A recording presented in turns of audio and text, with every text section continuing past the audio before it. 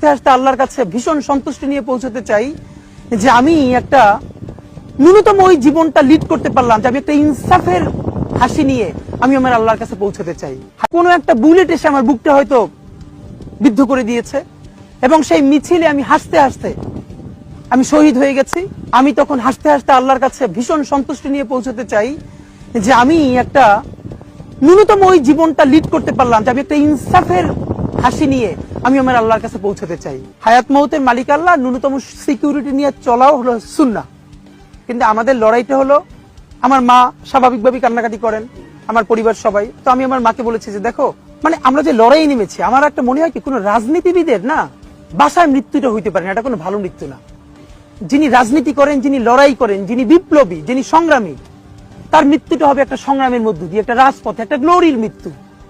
আমি তো ভীষণ ভাবে প্রত্যাশা করি, আমি ছোটবেলা থেকে এই স্বপ্নটা দেখি, অনেক জায়গায় বলেছি, যে একটা তুমুল মিছিল হচ্ছে অন্যায়ের বিরুদ্ধে, সেই মিছিলের সামনে আমি আছি, কোনো একটা বুলেট এসে আমার বুকটা হয়তো বিদ্ধ করে দিয়েছে এবং সেই মিছিলে আমি হাসতে হাসতে আমি শহীদ হয়ে গেছি। এবং সবাই যখন মৃত্যুটাকে ভীষণ ভয় পায়, আমি তখন হাসতে হাসতে আল্লাহর কাছে ভীষণ সন্তুষ্টি নিয়ে পৌঁছতে চাই যে আমি একটা ন্যূনতম ওই জীবনটা লিড করতে পারলাম, যে আমি একটা ইনসাফের হাসি নিয়ে আমি আমার আল্লাহর কাছে পৌঁছতে চাই। সুতরাং আগামী 50 বছর বাঁচলাম, কোনো ইম্প্যাক্ট তৈরি হলো না আমারে দিয়ে, দেশের জন্য, রাষ্ট্রের জন্য, উম্মার জন্য, জাতির জন্য। কিন্তু আমি ধরেন 5 বছর বাঁচলাম, সেটার মধ্য দিয়ে যদি আগামী 50 বছরের ইম্প্যাক্ট তৈরি হয়, তাহলে অনেকদিন বেঁচে থাকায় কি সাফল্যের বলেন? শহীদ প্রেসিডেন্ট জিয়াউর